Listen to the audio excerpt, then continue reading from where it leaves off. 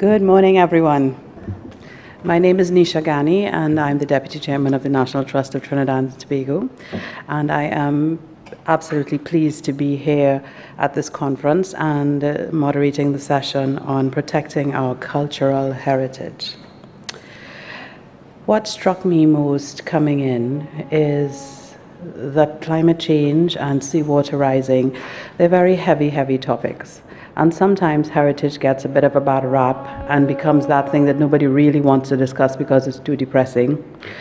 But in looking at climate change and looking at heritage, what came through very clearly is that there is a point of interconnectedness where we stop seeing climate change as that thing which deforms heritage landscapes and start seeing points at which heritage and discussions about the way things were done in the past and the stories and the communities actually begin to inform positive means through which climate change could be, if not mitigated, at least made to pause and made to be rethought in a way that is perhaps for the betterment of general communities. And I thought that was tremendously powerful. So in the session this morning, and in the session that's going to be following, that is moderated by my colleague, Mark Franco, what we're going to do is look at that intersection between heritage and climate change, and really drill into that tiny little spark that we started picking up on yesterday. And as I mentioned to one of our colleagues before, we are looking for those points of ideation, those little specks of inflection where the innovation comes through. We as a group have a responsibility to imagineer the future starting today. And it really is that point where we look into what really drives the heritage that we need to safeguard. And we really take good and full cognizance of the possible impacts of climate change, that we can say, yes, there is something there that we can tweak, use, manipulate, strengthen to find a way forward. And I am so pleased because the three speakers, two of them are here and one is virtual, that I'm spotlighting today are people who are deeply resourced in their fields. They not only come to us with a wealth of knowledge, they come to us with expertise and a global perspective that I think is going to shed some light on some of the issues that we were raising in the previous sessions. So with that said, let me start by introducing Alex Lamott Bishop. Alex is the Deputy Secretary General of the International National Trust Organization, and he is no stranger to the National Trust of Trinidad and Tobago. Actually, this is his first trip to Trinidad and Tobago, but he has met many of us in different iterations, and he has been hugely supportive of the work of the National Trust of Trinidad and Tobago, so we are very pleased to have him here today. Alex is an aficionado of many languages, and he brings to the Trust a deep expertise in funding, which has come in very handy. He is a passionate advocate for person-centered value of heritage, and in the role of Deputy Secretary General, Alex delivers the work of the Secretariat, taking responsibility in particular for opportunities for INTO members, and those are opportunities that we have benefited from here already. He manages the Tap Into program of small grants and leads on INTO's public profiling. He is someone who I am absolutely keen to see where he goes because he has such a deep appreciation of what it takes to safeguard heritage. So with that said, I'm asking the audience to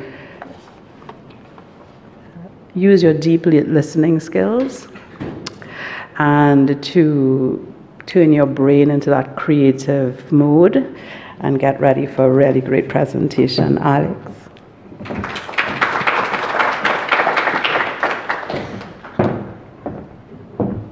Thank you, Nisha. No pressure. No. Just bear with me while I work out this tech. So, good morning, everyone.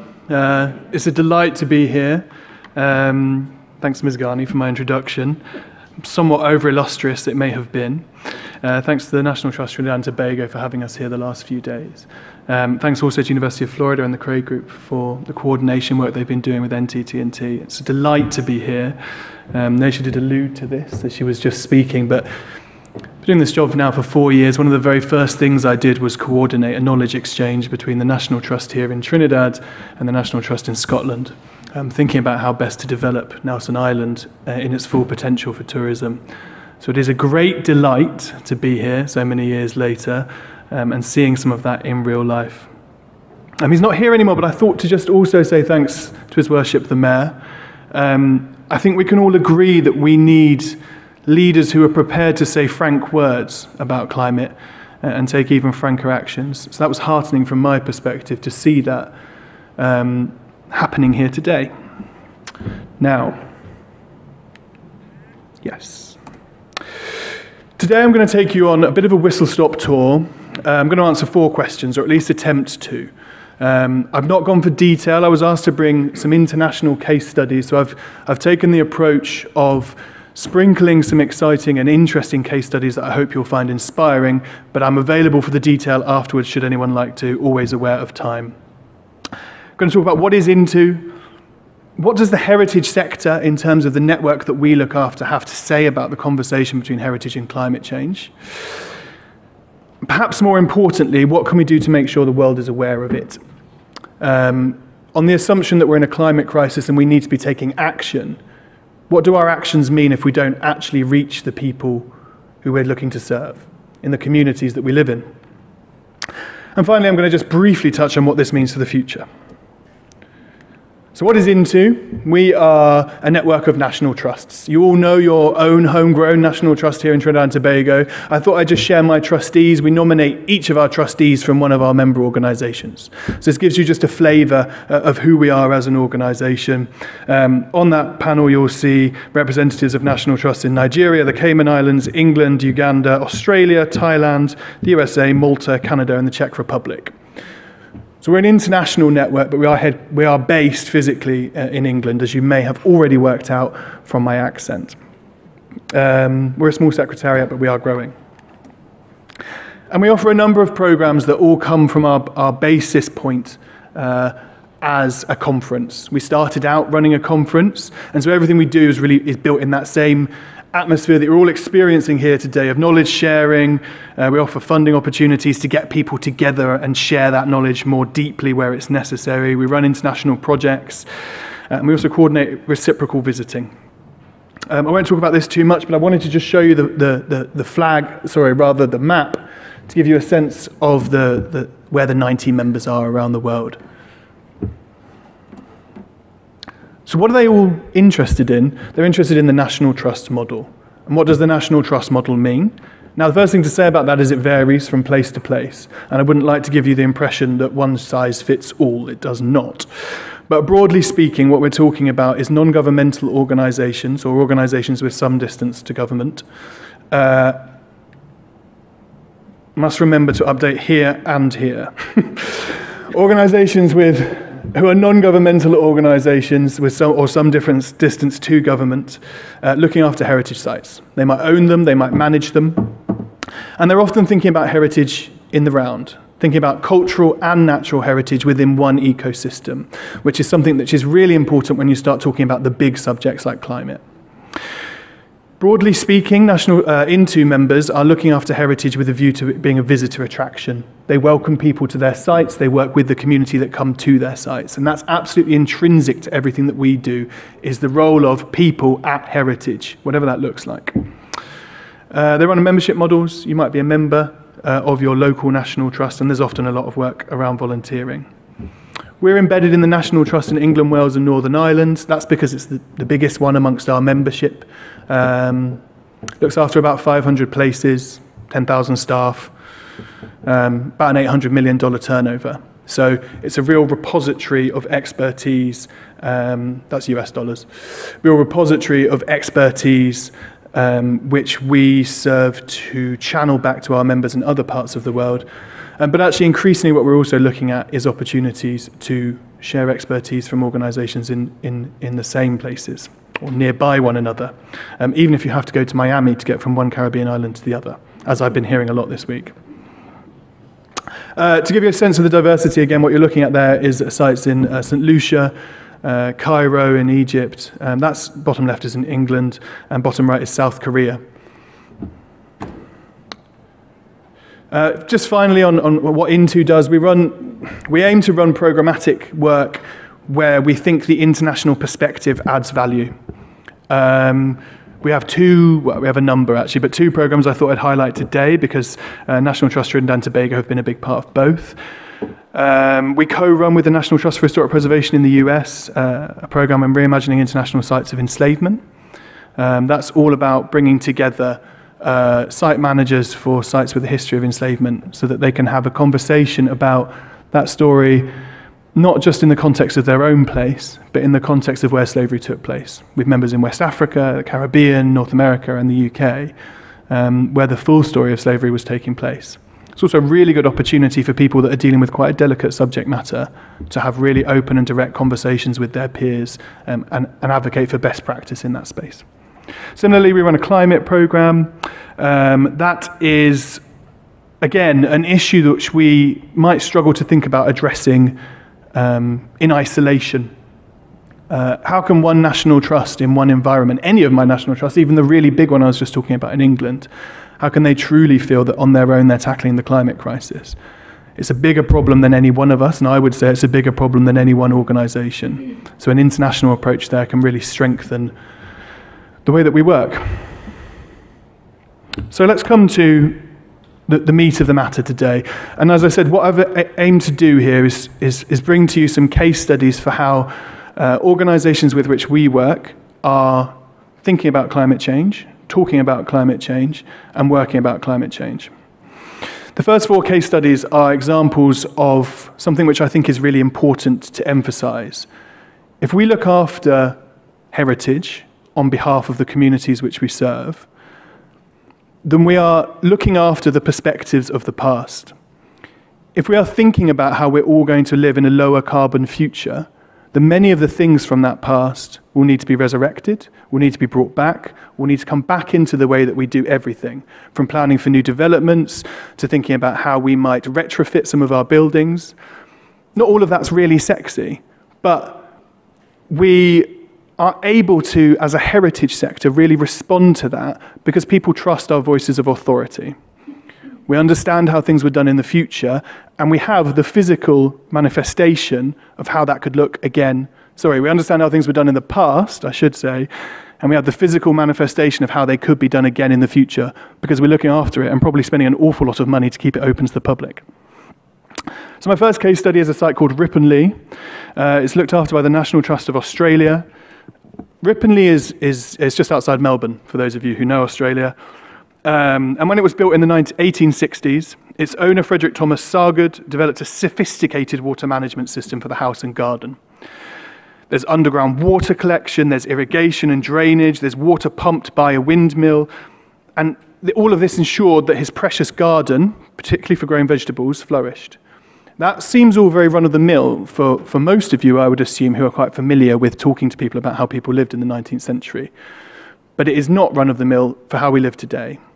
And safeguarding and looking after that story and bringing that to people is, I would argue, what the heritage sector can offer to that conversation. Greenhouses and windmills have all been reinstated, and people who come to visit Ripponlea today are seeing how the way people lived in the past can inform how we live in the future. They've also done a very sensitive installation of solar panels. But that's part of the spirit of that place. It is a place of energy generation. Another case study, which is very pertinent to some of the Mayor's comments this morning about water and the fact that we're on, thank you, Naisha, and the fact that we're on Water Day, International Day of Water.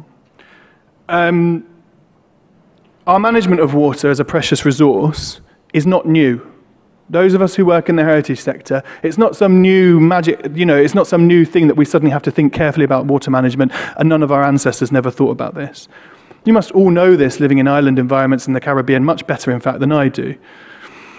In Villanecchi, which is the National Trust in Italy, FAI, property in Milan, it's a beautiful 1930s mansion.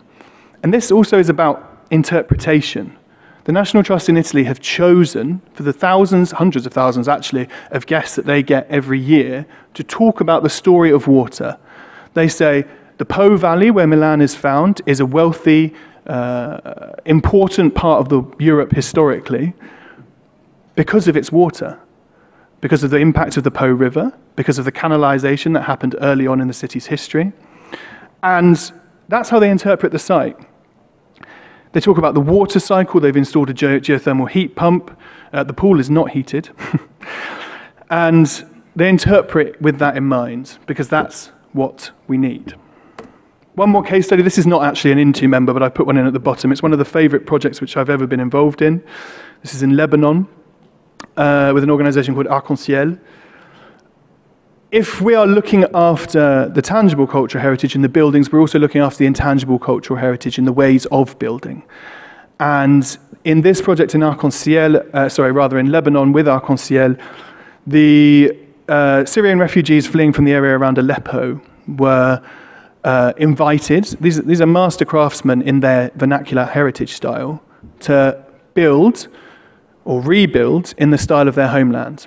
Why is that important? Because it's made of mud, it's a mud brick architecture, and it's almost entirely carbon neutral. And it results in beautiful, attractive houses in which one can live. You know, you can install electricity and bathrooms and all the rest of it in there. And it's a craft, which means it's an aspect of heritage, which was almost gone because of the war there. So Arc-en-Ciel have been working with the with the craft community from Syria, who are displaced within Lebanon, to bring that back. Partly because it's important cultural heritage, but also because they believe in its potential in the future as a way of housing people. I wanted to just put some Bermudan roofs in the bottom left-hand corner, because it brings us back to this vernacular heritage style. Bermuda doesn't, like some other Caribbean islands, Bermuda doesn't have natural fresh water, and historically all roofs on Bermuda had to collect water. It's no longer the legislation, because of course they can just import it probably from Fiji. But as we look to the future and think about how we will be working in a world with different amounts and availability of water, these are some of the things that will have to come back. And that is a National Trust Bermuda roof that you can see in the bottom left-hand corner. Of my 4 case studies, the final one for this section of the presentation is a site called Gibson Mill. It's in Yorkshire. It is 100% off-grid. And in some ways it's connected back to that Ripon-Lee case study in Australia. They have installed every kind of renewable energy generation in this site. And how do they fit that, the National Trust, within its spirit of place, within its heritage values as they articulate that to the public? They do so because it's a site of energy generation. It's a mill. It's its purpose as a heritage structure. And interpreting that for the public, showing them around the hydropower, the solar power, the biomass, is a huge opportunity. This site sees hundreds of thousands of visitors every year. And as they're enjoying their wonderful day out, which the National Trust does extremely well, they're also learning about the potential and the need for us to think about this kind of power in our futures. 150,000 visitors a year. There we go. Let me not invent it. I did actually put it in the presentation. So there's 4 case studies of how people are doing this kind of work at the moment. What I also wanted to touch on is, he says, okay, does it matter unless we're talking about it? If there's a climate emergency, don't we have a mandate as organizations and individuals to be bringing people together, to be spreading the word, and to be taking action, frankly? So I also wanted to talk about 4 different aspects of the ways that Heritage Trusts in my membership really spread that message, really speak to the need, and respond to it. Let's go through them. They interpret climate change. If you run a heritage property, if you look after a heritage space, you can tell the story of climate change so that the people who come to visit you will understand more about it when they leave than when they arrived. People expect to have a somewhat educational experience when they visit a heritage site. And you can put climate change at the heart of that in a way which can be really impactful. In the top left is the interpretation of Vilanecki on the way out, which is this incredible 3D, it's state of the art. But what's important is that arguably the story of Vilanecki is not about climate change. As a property, it was built in the 1930s. It's a really good, It's where they filmed House of Gucci. It's not necessarily a story of climate change that jumps out first. But National Trust of Italy have chosen to prioritize that narrative because they believe it's important. And that's a choice that all of us can make as well. In the top right is a property in London called Ham House. And the National Trust there is very simple but very effective. With the impact, last year we had our hottest ever year in England. We had temperatures of 43. I thought I was going to melt. And we've never had it before. It was insanity. And that's going to become more common and more normal. It's a reality. At places like Ham, they are moving the benches into shade. None of the summer benches are in the sun anymore because it's too hot all summer. It might sound silly. I know you all think it rains all the time in England, but sometimes it's hot. And Rosie Files, who's there's the head gardener, is having content created about her and published publicly. And the National Trust reach is enormous in England. It's reaching millions of people and explaining that decision. And that makes climate change personal and approachable for people. They understand that you need to move your bench because it's hot in the summer, because they all love going to Ham, receives hundreds of thousands of visits.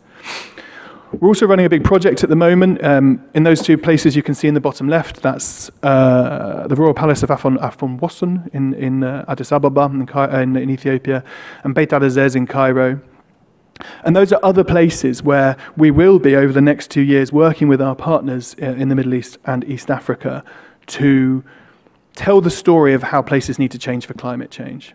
In Ethiopia, they're going to plant all native drought-resistant trees in this formal garden.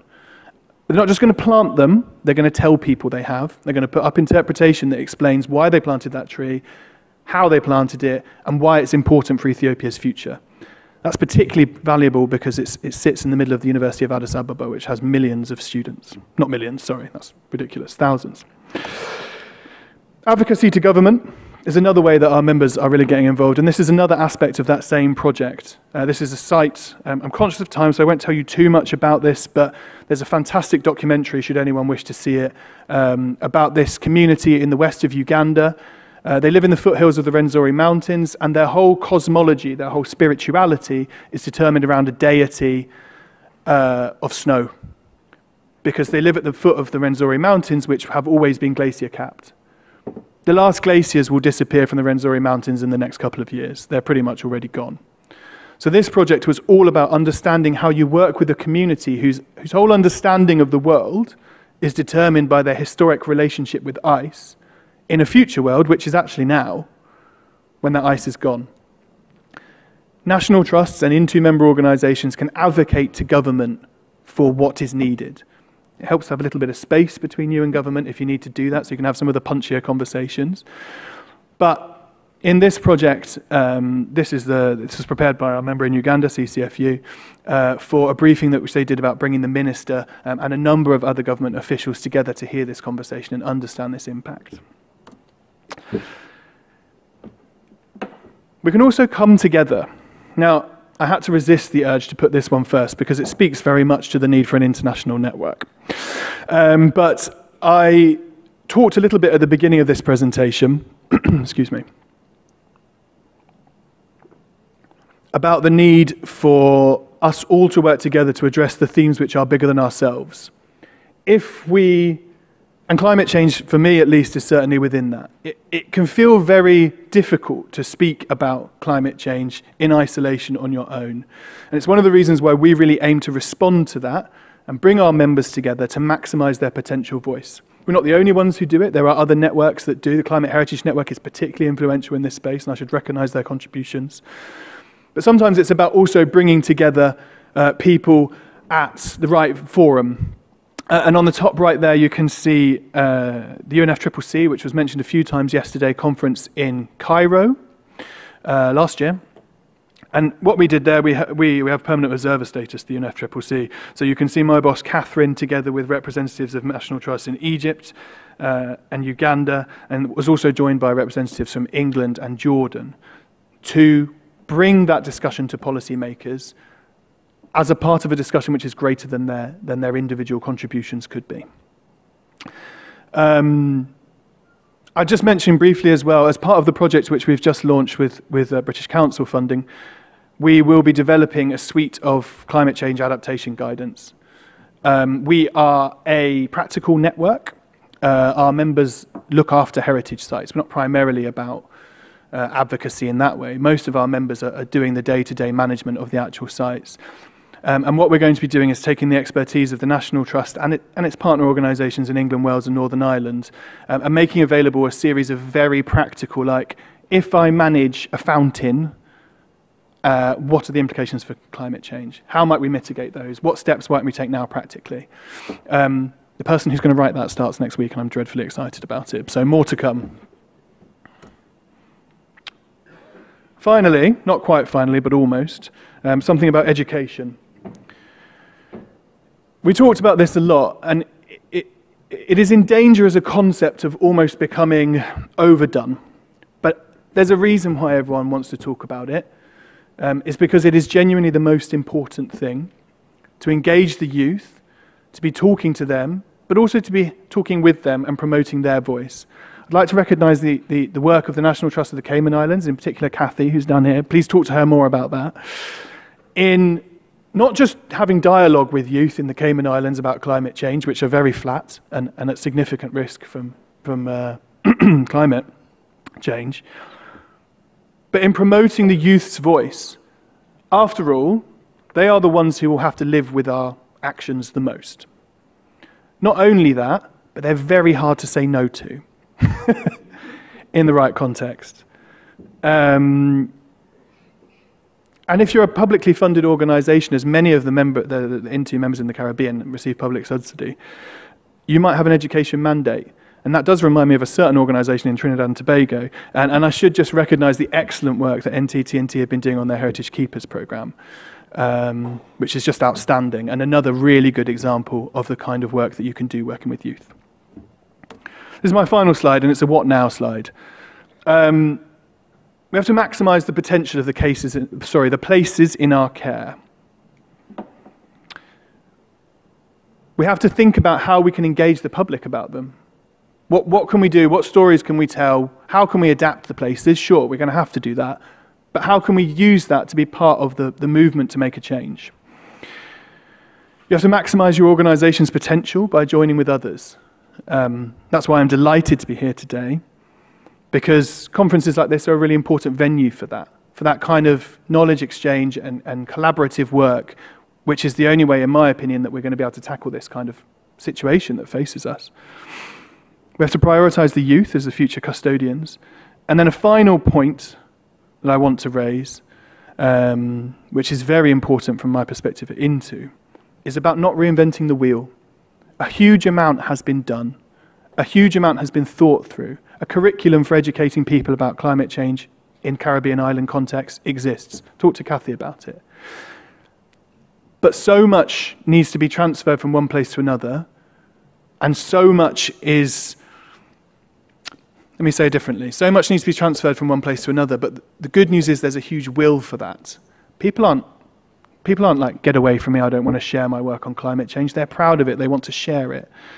And that's what we should be doing more of. So congratulations on my final note to all of you who are here today and joining us also remotely in taking the time to come and share your perspectives, your expertise and your time on how we can together combat climate change.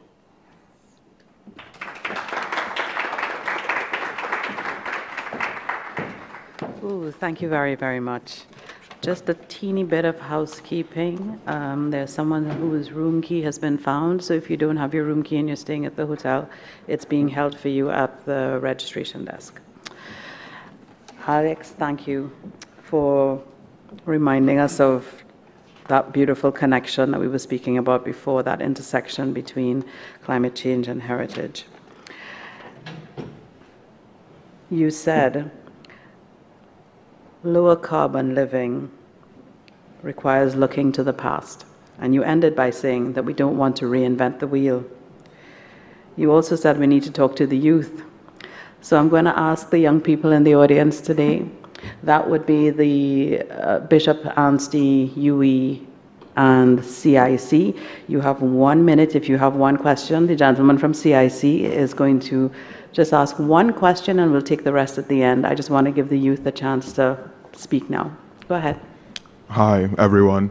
I was wondering, how can we combat new developments like the Willow Project that was just approved? How do we combat those new developments as they will create more emissions in the atmosphere? Mm-hmm. New development is very hard to combat. We need space for people to live. We need a place for people to work. So let's not pretend it's an easy solution of just don't have it. I think the real answer to your question is advocating for how that development happens. Could it be made of mud brick? Maybe not. But could it be done in such a way which is environmentally much more sustainable? Could it reuse an existing structure? And thinking about, if I'm speaking to a youth contingent of the audience, thinking about how you're going to dedicate your energy in your life and how you want to learn, what education you want to follow, how can you choose a career path that will allow you to contribute? Maybe you're going to be a planner, maybe you're going to be an architect, maybe you're going to pioneer a way of working with Trinidadian materials in a way that doesn't destroy our environment every time we build a new museum. But it's about choosing for yourself to advocate today and to think about the acquisition of skills and knowledge so that in the future you're able to do that from a position of expertise and power and be listened to twice as much. Thank you. That was our one question. Isn't that a hell of a question to start the day, folks? I want to applaud the young gentleman from CIC. It's not easy to get up and speak at a conference. And I want you to know that that courage you took to get up and speak at that mic is exactly the courage you need to go forward to tackle problems like climate change. Thank you very much. Okay, moving right along. Let me just sign of age. Let me introduce Dr. Martin Perschler. He is our next speaker, and he is the Program Director of the U.S. Ambassador's Fund for Cultural Preservation in the Bureau of Educational and Cultural Affairs at the U.S. Department of State. And he's also the Acting Deputy Director of the Cultural Heritage Center. He has 15 years of experience in managing the fund's multi-million-dollar grant programs, as well as over 20 years of program development and management experience. And he has represented the United States on cultural heritage-focused diplomatic missions to 29 countries and the West Bank, and has written and presented to domestic and foreign audiences on international cultural heritage preservation and its role in advancement of U.S. foreign policy, where projects initiated under his watch have contributed towards post-disaster and post-conflict recovery efforts. He comes to us with a wealth of deep resources in heritage preservation as a professional in that regard, as a scholar, and as a gentleman. And so I hand the podium over to Dr. Martin Perschler.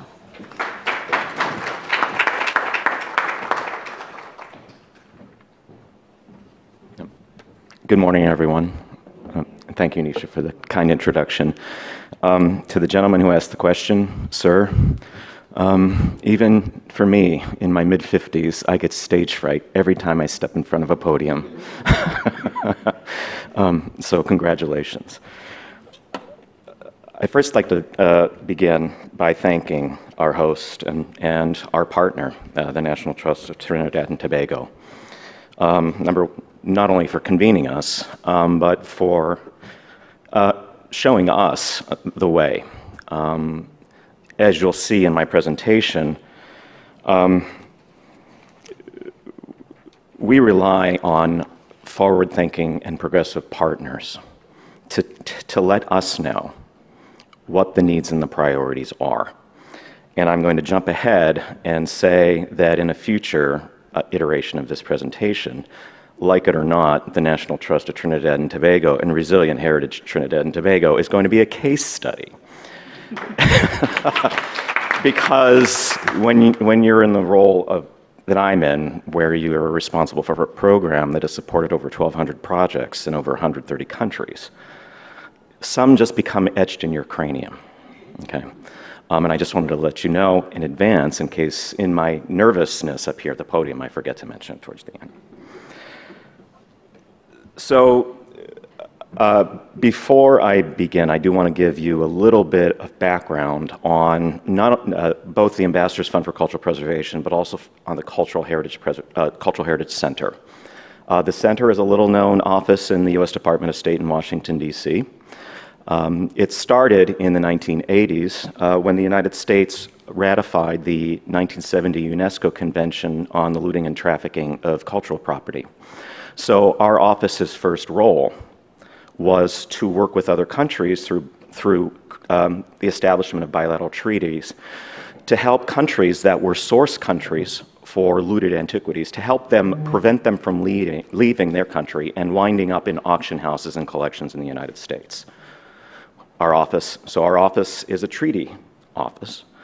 Our office also runs a program called the Cultural Antiquities Task Force, where we train law enforcement, both in the United States and overseas, in how to identify looted antiquities, how to prevent them from leaving their countries of origin, and how to prevent them from arriving in the United States illegally. So we have a law enforcement function.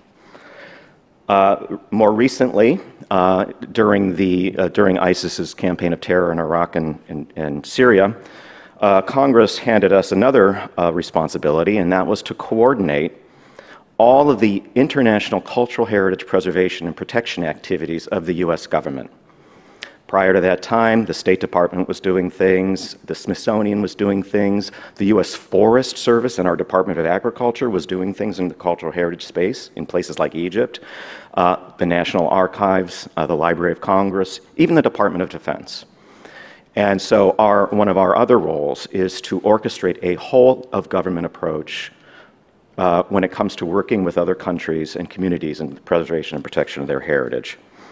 And finally, I want to mention, too, and it's also tied to our origins, we are also advocating for American tribes and Native American communities who are now discovering that a lot of their heritage, their ancestral remains, their ceremonial objects are showing up in European auction houses. It used to be that the United States was a destination and a market country for looted antiquities. But we now view ourselves also as a source country because the heritage of tribes and the heritage of Native American communities is showing up in auction blocks, and so we have that role. We are in the State Department, but let me tell you, we're a team of 16. We are archaeologists, we're anthropologists, we're art historians. We even have a climate scientist on staff now, and we even have a tribal liaison officer. A colleague of mine is a member of the Choctaw Nation. All of that to say, none of us have degrees or expertise in politics or international relations or studies, right? So we're really subject matter experts working to represent our interests in preserving protected heritage abroad. So, more on the Ambassadors Fund. Ambassadors Fund for Cultural Preservation is another program of our office. Very briefly, it is a grant program run through our embassies in over 140 countries around the world that awards grants annually for the preservation of both tangible and intangible cultural heritage around the world. We do everything from the restoration of historic buildings to the preservation of archaeological sites, conservation of museum collections, and the preservation of a wide array of intangible heritage, from traditional music to dance and endangered languages. We were established at the request of Congress in the fall of 2000. I mentioned this, and it's a funny story, because when we were coming up on our 20th anniversary, I was insisting that our anniversary was in the fall of 2020, because that's when Congress basically created the program. But the State Department back then didn't know Congress created the program until March of 2001, when they were looking through the legislation and said, oh, we need to stand up this new grant program right away. So our first competition was in April of 2001, so that's why we actually have 2 birthdays. So far, since our first competition over 20 years ago, we've awarded about $114 million for 1,200 projects in 133 countries around the world, right? And we have worked with or established relationships with over 860 partners. We heard a lot of death spiral, doom scrolling stories yesterday, and so I'm going to add one of my own. And it's slightly different, and I meant to tell you, I am coming at this from the perspective of a funder and a donor, hardly anymore as a practitioner. But the worst moment in our calendar year is when we have to make the hard decisions about the projects that we support. To give you an idea, we're reviewing applications right now, and we had received over 142 requests totaling $36 million from 71 embassies. And we have $6 million to award. And with inflation, you know, the average cost of a project now is about $250,000. So we're looking at being able to support less than 25% of what we should be able to support. All of that to say, it is a very bittersweet moment for us because we have to say no to a lot of worthwhile projects. So we're a preservation program, but before I get here, I wanted to, talking with people yesterday, I know there was an interest in more audience participation. And so since we're here in day 2, or some of us day 3, I'm going to not say audience participation, I'm going to say this is a community engagement moment, because I'm curious for you all to offer in 1 word or 2, anything, to share with us, anything you might have learned, not in the sessions yesterday, but during the breaks, during lunch, during the tours, or during the after-hour gatherings that I know some of us had. So I'm going to start by saying one of the things that I learned yesterday was earthquakes. And I mention earthquakes because we're here with a very specific focus, and that is the impact of sea level rise and climate change on cultural heritage. And so it was a revelation to me to learn that earthquakes also were a major threat. And what's the takeaway? When you're planning for resilience, when you're planning to reduce risk, there is never one sole factor, right? It's always a combination of multiple factors. I'm curious to know, does anyone have anything to share that they picked up yesterday in those informal and very important aspects of a convening like this? Or if you're online and you want to post something in the chat, please do.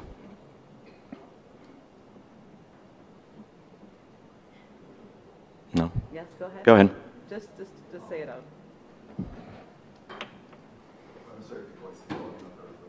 Yes.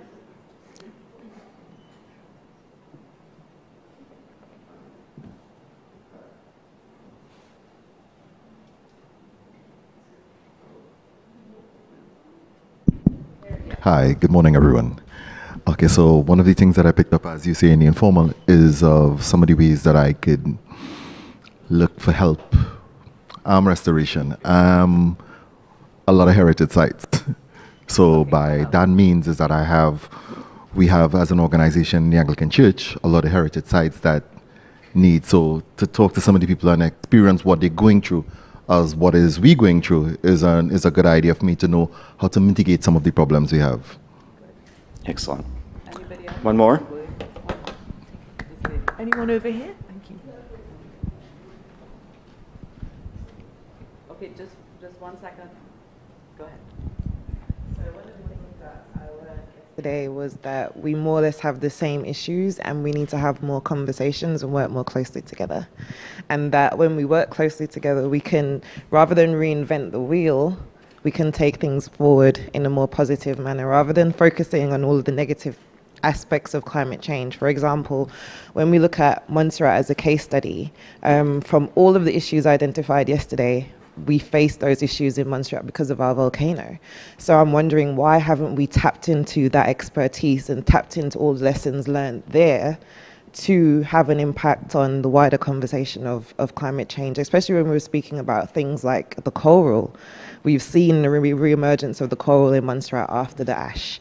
And also when you look at things like pollution and things like that, we've had to deal with pollution in the air, and then also after the volcano is dealing with ways of restoring our national history and our national heritage and coming up with innovative ways to do so.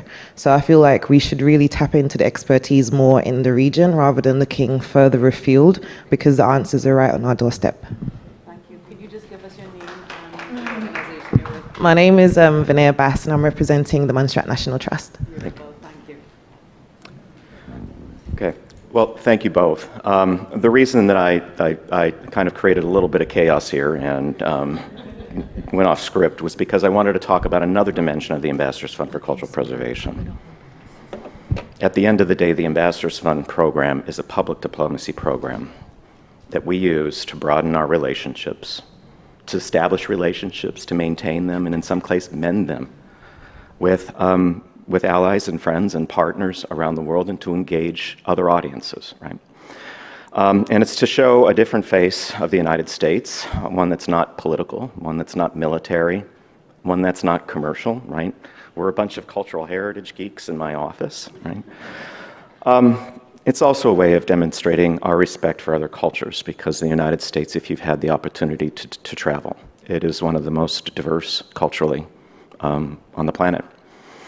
And it's a value that we respect, that we share.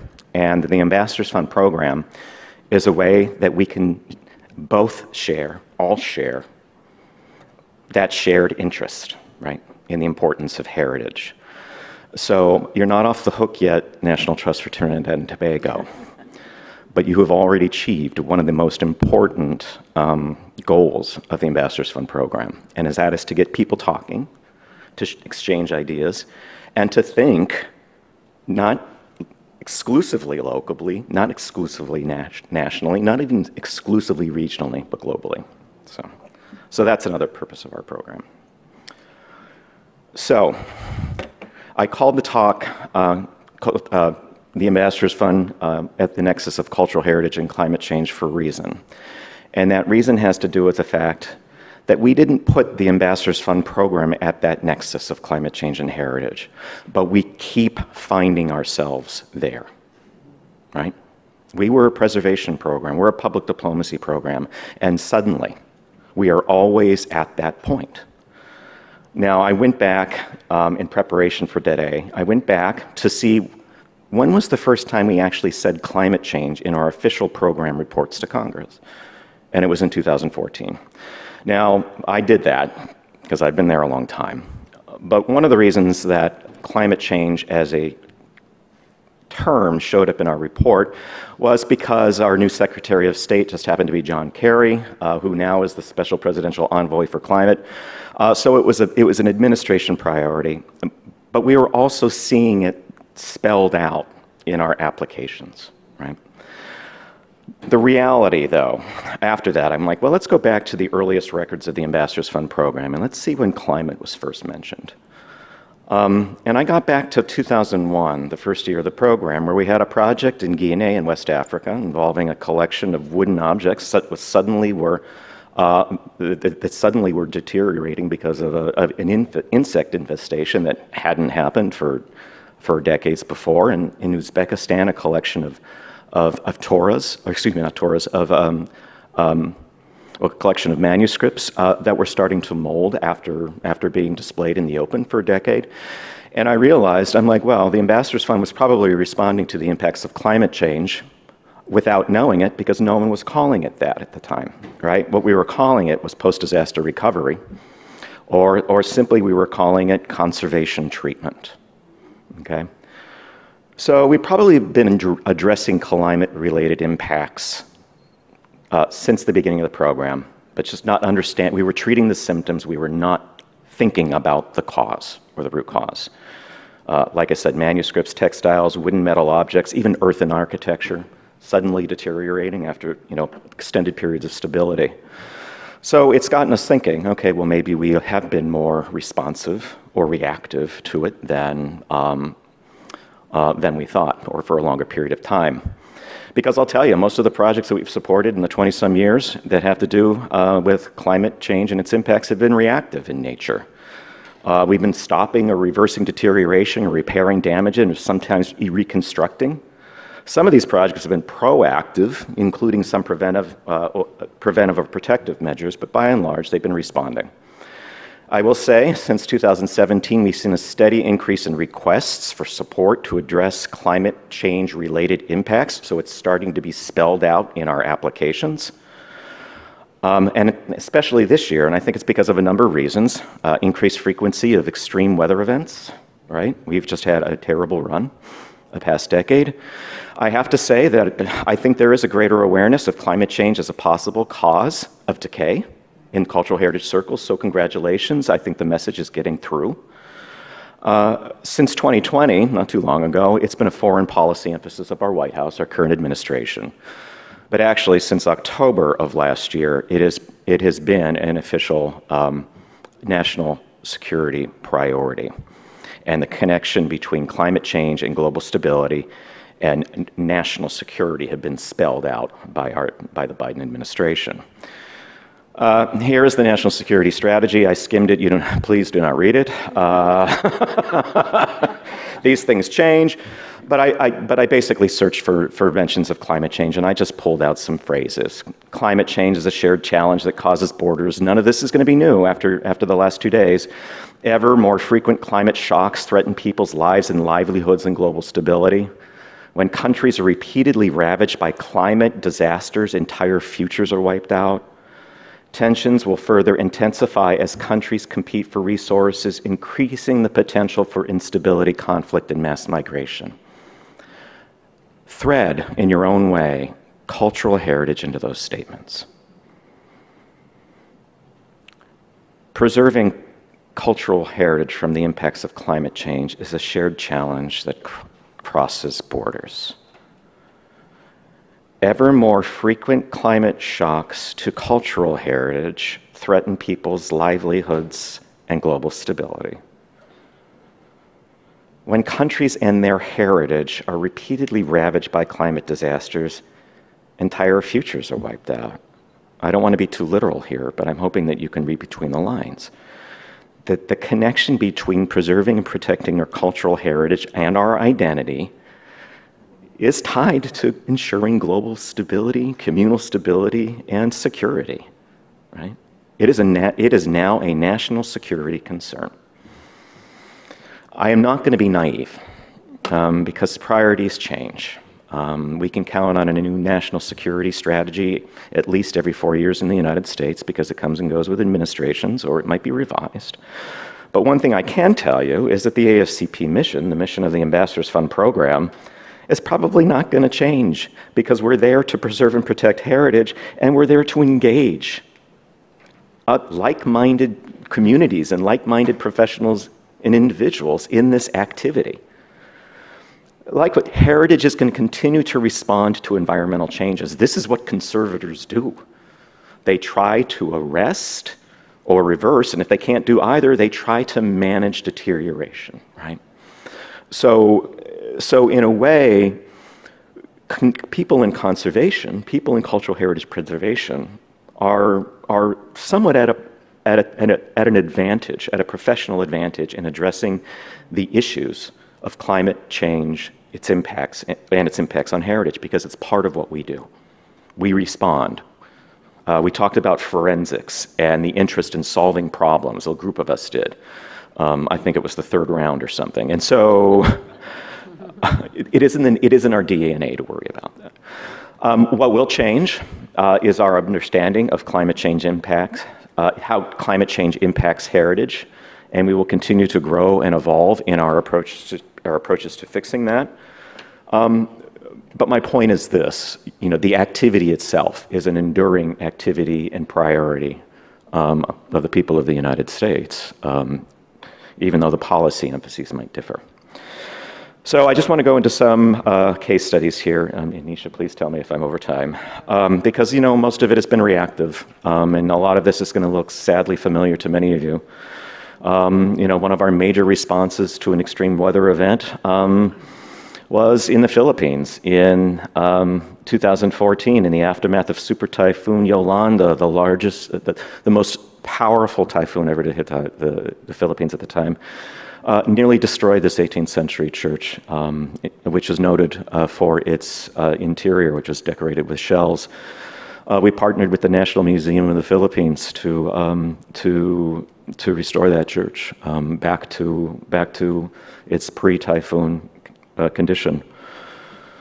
Closer to home in Dominica, after Hurricane Maria tore through the island, we helped the Old Mill Cultural Center rebuild its facilities in Canefield. Now, this is interesting because the building itself, I want to mention this, the building itself wasn't 50 years old. I kept hearing 50 years as some sort of gauge of cultural heritage worthiness yesterday.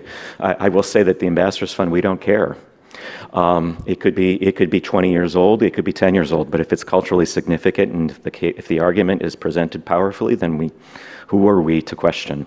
And so here you have a case of restoring a building, not because the building itself was historically or architecturally significant, but because what the building enabled. It enabled the performance of traditional music and dance, and it enabled the perpetuation of traditional woodwork. It was actually an intangible heritage project wrapped in a tangible heritage project. Right?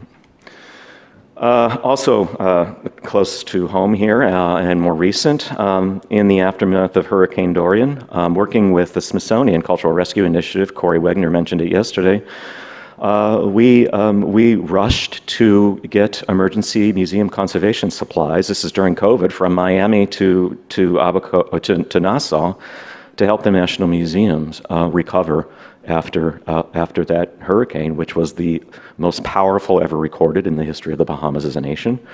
And we followed up with a major project at Elbow Reef Lighthouse on Abaco Island, which bore the brunt of the hurricane. You can see the devastation from looking down the tower.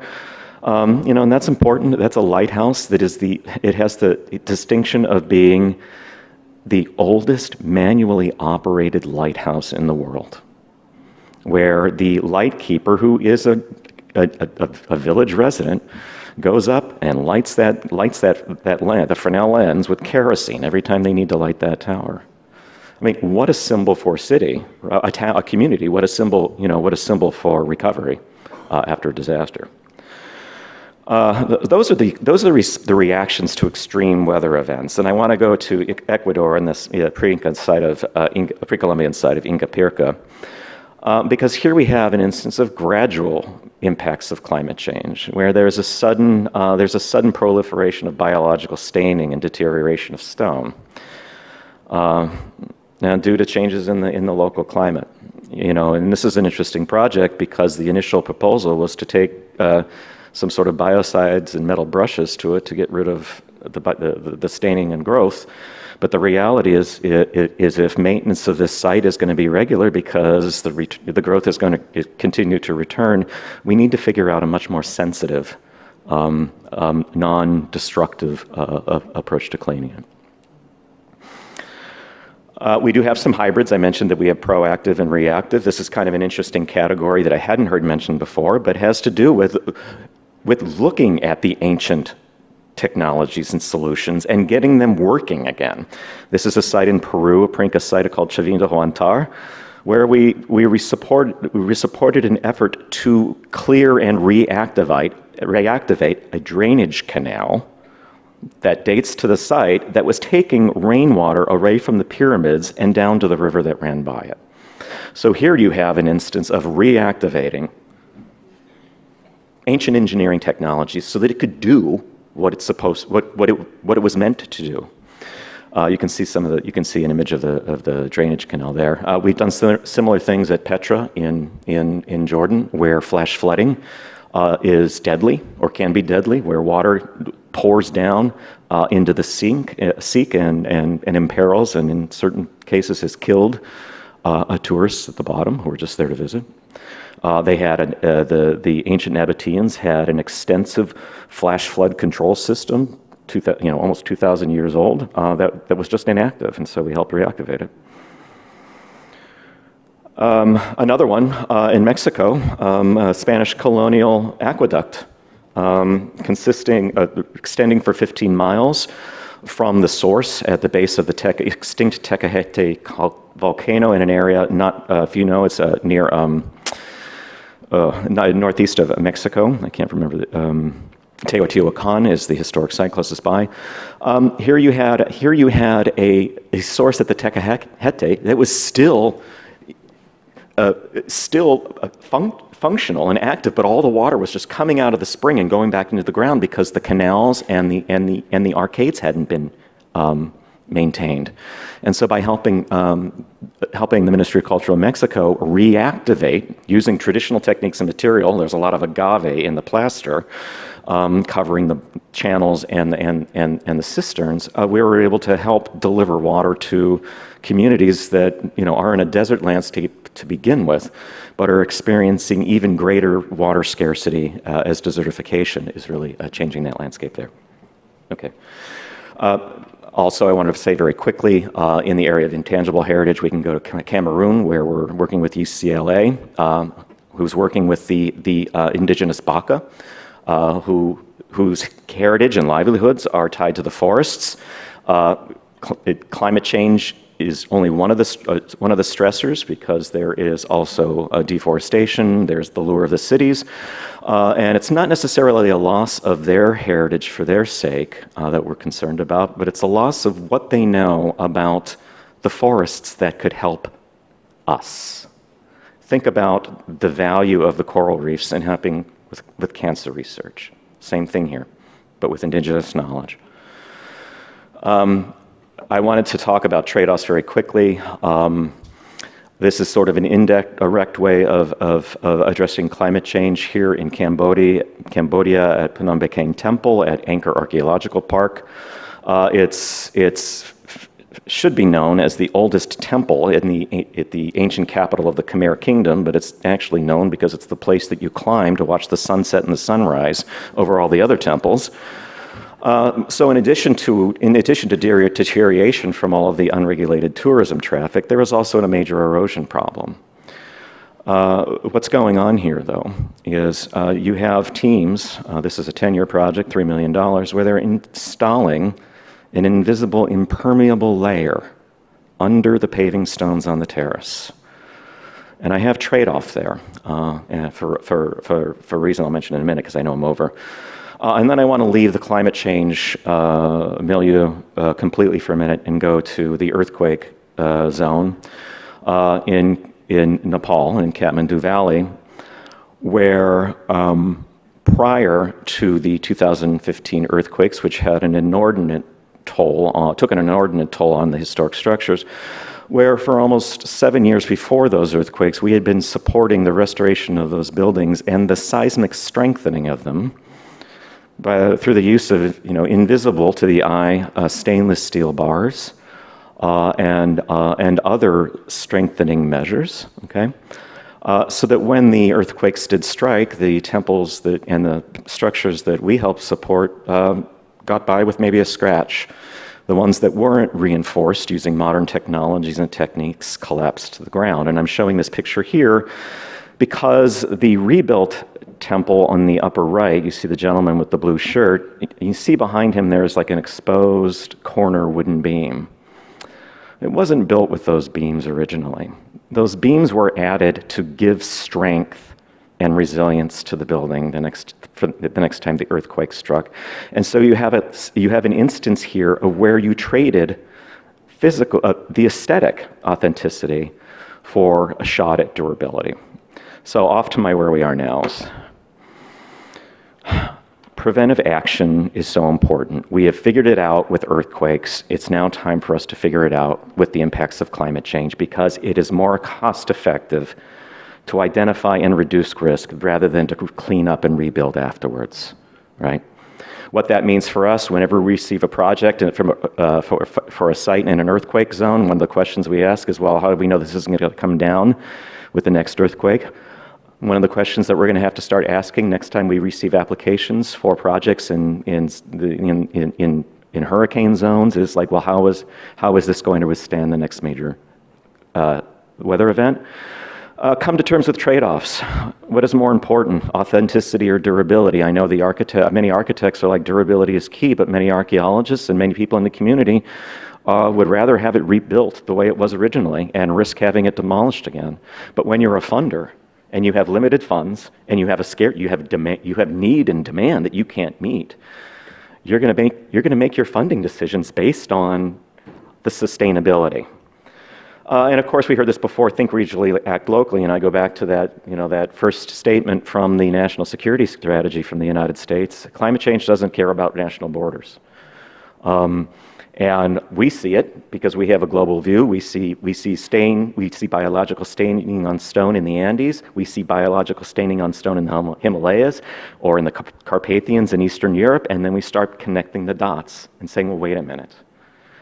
These challenges aren't as unique as we might think they are. But at the same time, these challenges require local solutions, which is why an event like this is so important, because it brings people together to connect those dots between their direct experiences locally and those experiences that are shared by people in the region. Thank you. I'm sorry I'm over time, and I hope this was instructive.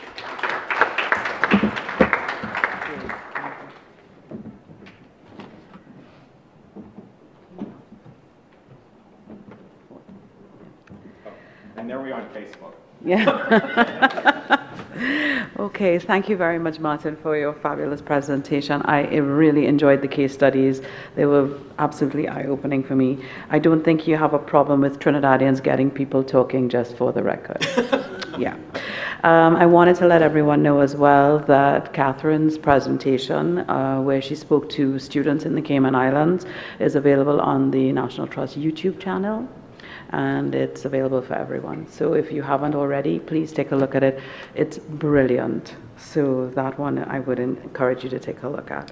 Okay, so we actually don't have time right now for questions from Martin's presentation, because we do need to move on a little bit. But if you could save those for later, post them in the chat if you're online, and just scribble them down on a post-it in the meantime, so you'll have it ready for the end.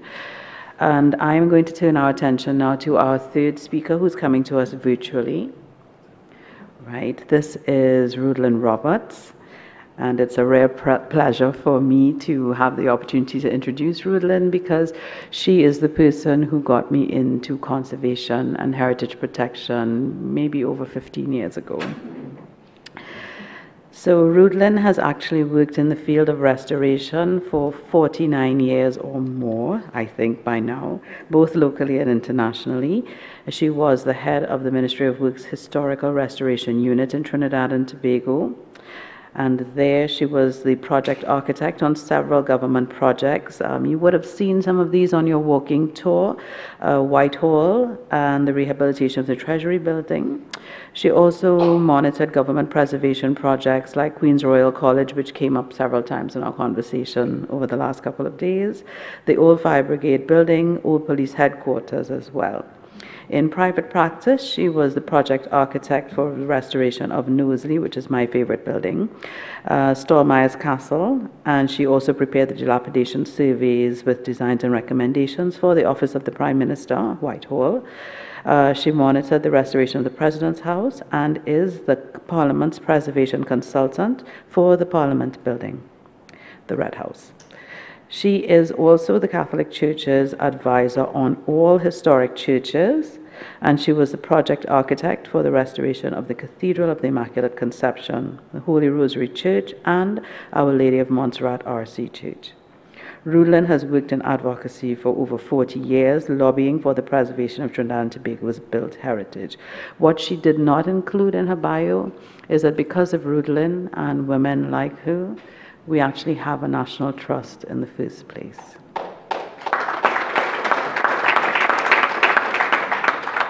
And what she also didn't put into her bio is that she recently received a national award for her contribution to conservation and to restoration architecture. So it is with great joy that I introduce Rudlin Roberts, who is going to answer a really interesting question, or try to put some context to a really interesting question. And that is, while climate change poses major risks to the islands of the Caribbean, can construction materials and details of our Trinidadian heritage buildings survive the onslaught? In this, she will look at traditional materials, craftsmanship, and construction, discussing both their strengths and their weaknesses in relation to climate change. Ladies and gentlemen, Rudlin Roberts, online.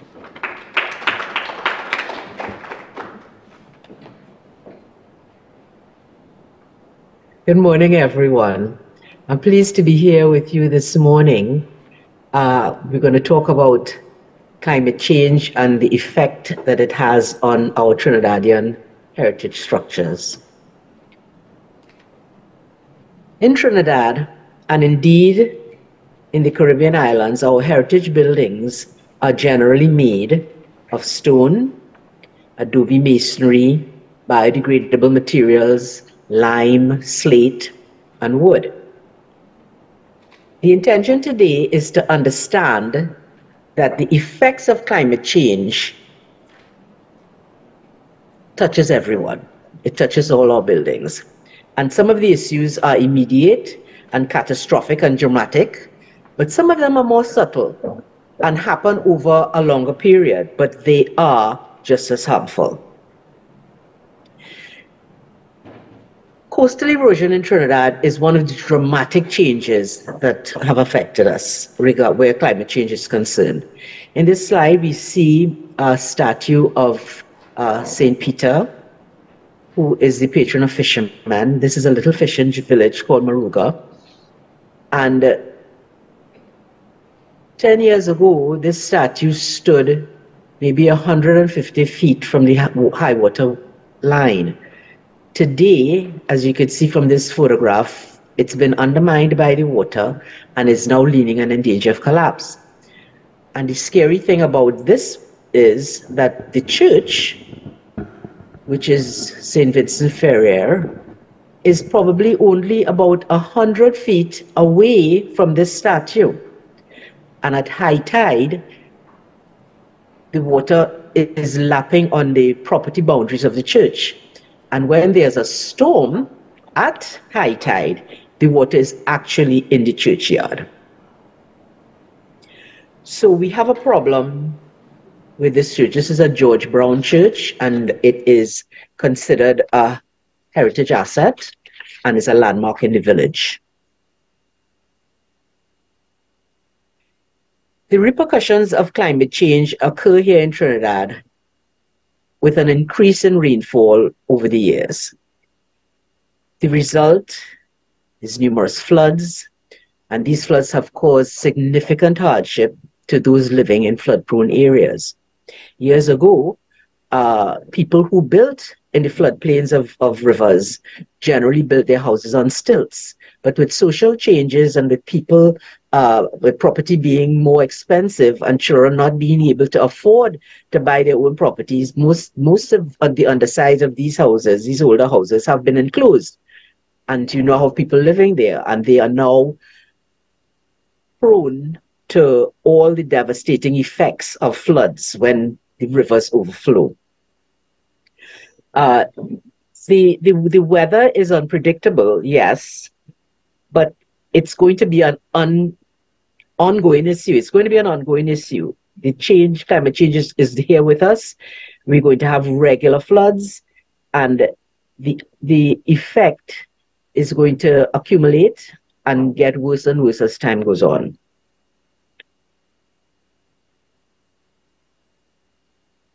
One of the not so obvious effects of climate change is the intensifying effect on what is already a serious problem: plant growth on our historic buildings. Global warming is likely to encourage both fungal and plant growth and insect infestation. And this is going to affect our historic buildings dramatically. The increased rainfall and the longer rainy seasons is going to give us a problem with wet rot and with the growth of plants on the building.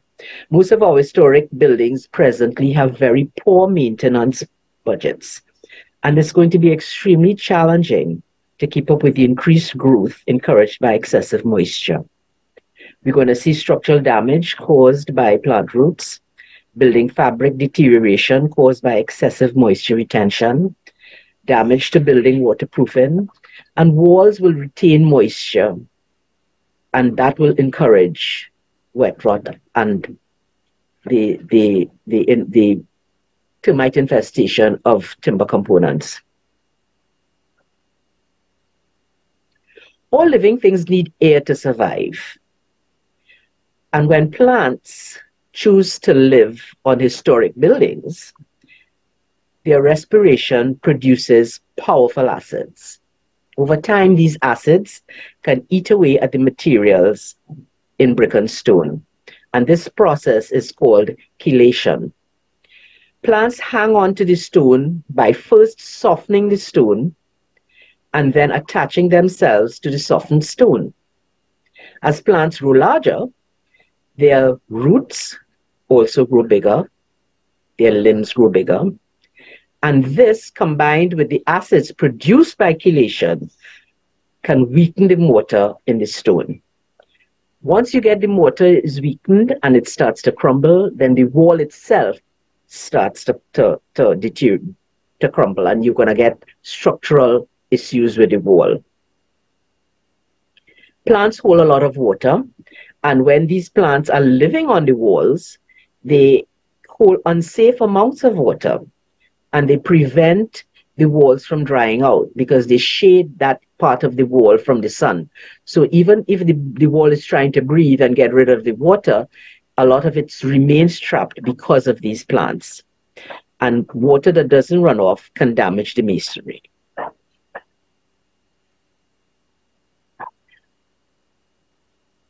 What kind of environmental conditions encourage pest infestation? In general, an increase in temperature and precipitation favors the growth and distribution of most pest species by providing a warm and humid environment and the necessary moisture for their growth.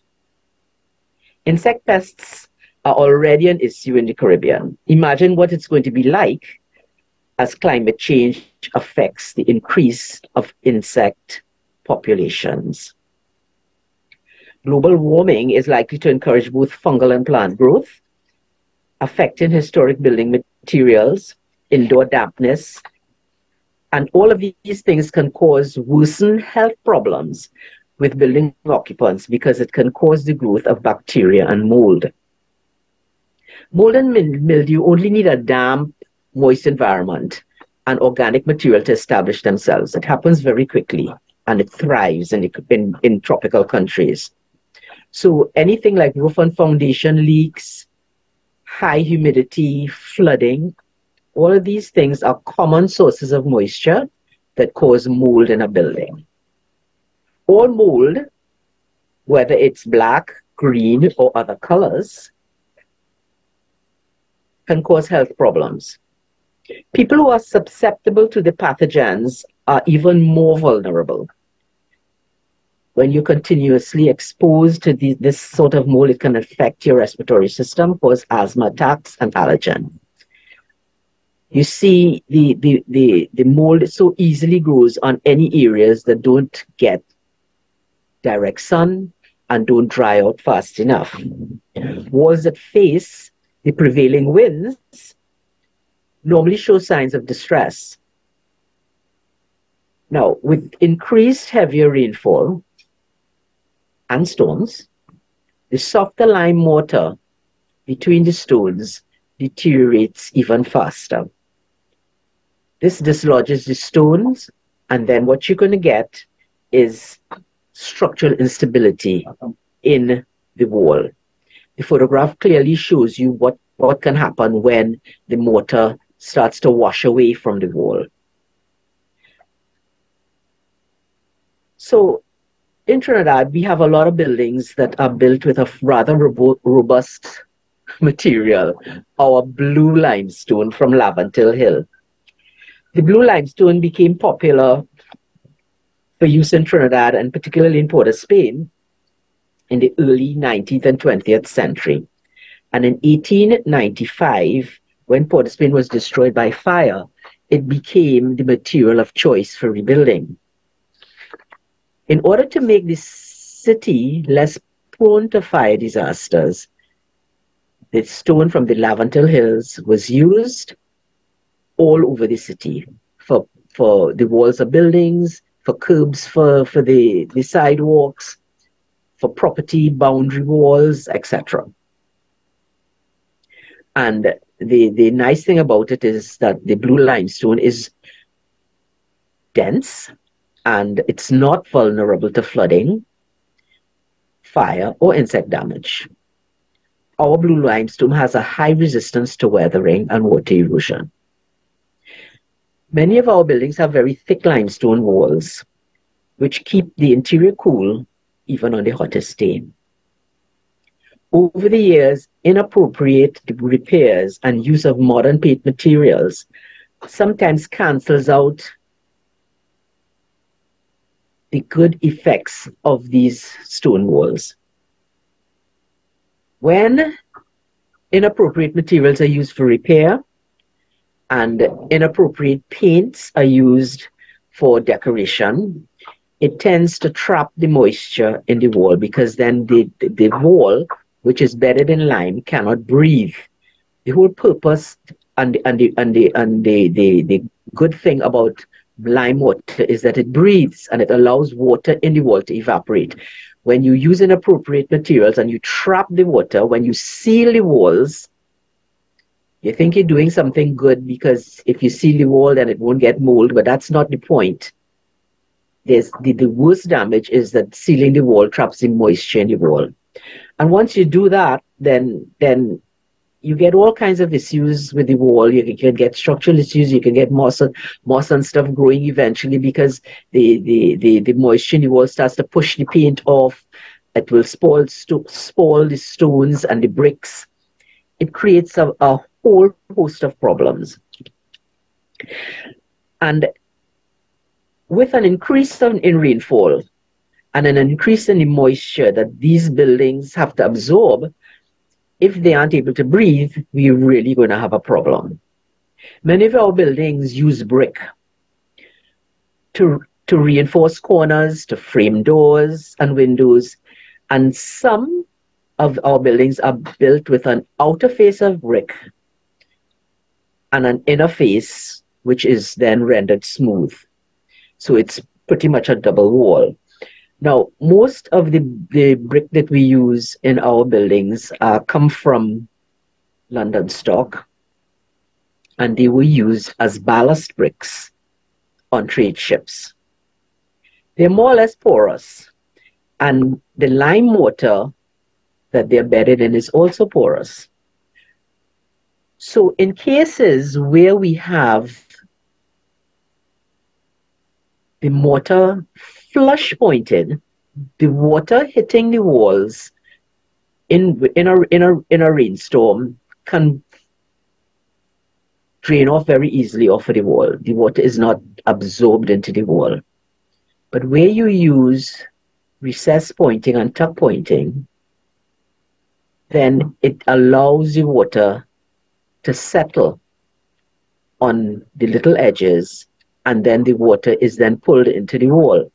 And this is a problem because in a lot of our islands and in Trinidad, our formal buildings are pointed in this way. Our formal buildings have recess pointing and tuck pointing. A lot of the forts you would find flush pointing, but the buildings suffer because of the recess pointing, because things settle in the little recesses, and this causes problems. So over a prolonged period of a lot of rain, heavy rain all the time, it's going to be very difficult to keep up with the maintenance of these structures because you want to avoid all the issues that come with this type of pointing. Slate roof tiles are very susceptible to damage in hurricanes and in storms. And we are expecting that, even though we like to believe that God is a Trinidadian, that it is likely that we are going to start getting heavier storms and hurricanes as the years go by because of the climate change. And it's not a pretty sight when you have slates flying around as debris in a hurricane. So slate roofs are particularly susceptible to damage, and it's one of the issues that we're going to have, because a lot of our old buildings, our historic buildings, do have slate roofs. Our forefathers chose timber materials that were naturally rot resistant.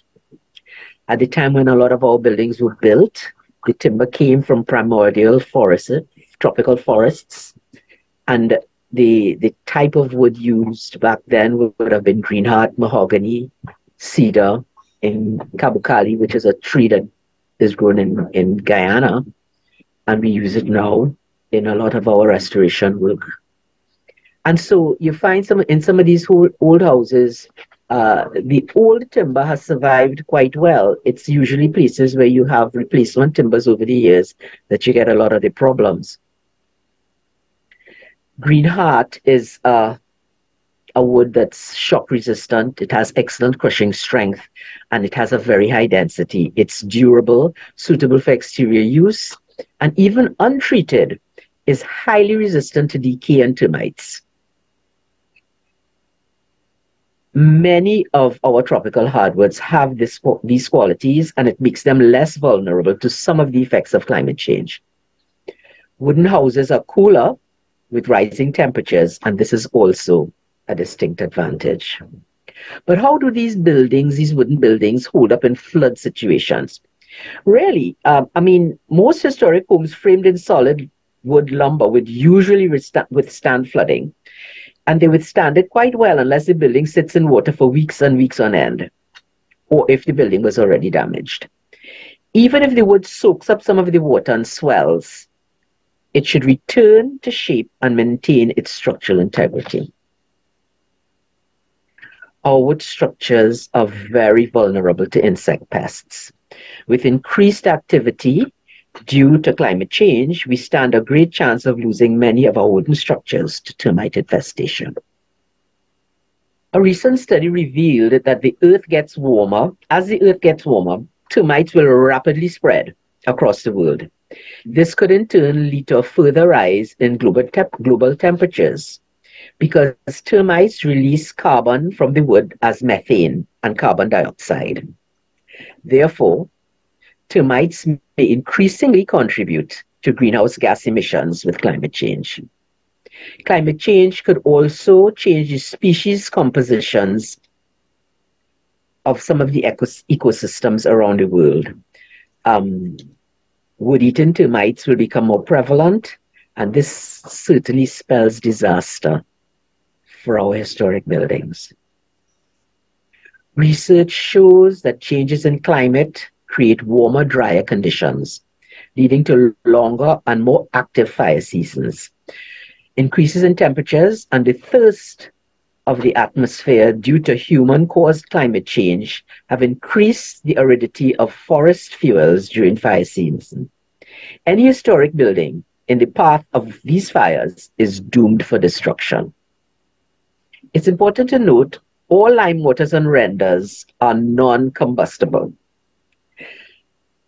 Lime mortars and renders have an A1 classification because of their resistance to fire. Lime is highly effective in protecting buildings against fire damage. And while in an extreme fire, where the building will burn, it at least gives enough protection to allow time for evacuation. Our Trinidad vernacular houses are made typically of wood frame. The windows, the corners, the doors, the roof, all framed in wood. and we have masonry infills. This photograph will just show you what the composition of the wall is. You would have wooden structural framing. In between the timber framing, you have what we call adobe masonry in a lot of the buildings. It's lime with river sand and gravel. And then the inside of the building is plastered again with lime mortar, and the outside is also plastered with lime mortar. So when you look at some of these buildings, they look fairly solid, but they're very delicate. And they're not pure masonry buildings. The timber structure is hidden behind the lime plastered walls. Even more vulnerable are the precious few adobe landmark structures we have left. The walls of the temple are traditional earthen walls. This is the longest occupied temple in Trinidad. It was built around 1920 by indentured immigrants from India. And the only real change that has happened is the addition of the aluminum roof in 1985. Could you just understand what will happen to a building like this in extreme flooding conditions? Being submerged in 2 or 3 feet of water for 48 to 72 hours will act as an accelerator and quickly produce a wall deterioration rate that would normally occur over decades. And it will happen within days. The few buildings that we have that are built like this are all in flood-prone areas, and we risk losing them to flooding. Multiple factors brought about by climate change will continue to affect our historic buildings. Increasing and varying types of maintenance is going to be required. And this is a challenge in a society that does not place a high importance on maintenance. The annual budgets of both government buildings and corporate donors are generally used for social issues, leaving many of our historic buildings like unloved orphans falling into disrepair. I'd like to thank you very much for the opportunity to present this paper and encourage you to save our heritage. Now we're going to have a pause for some questions. Thank you.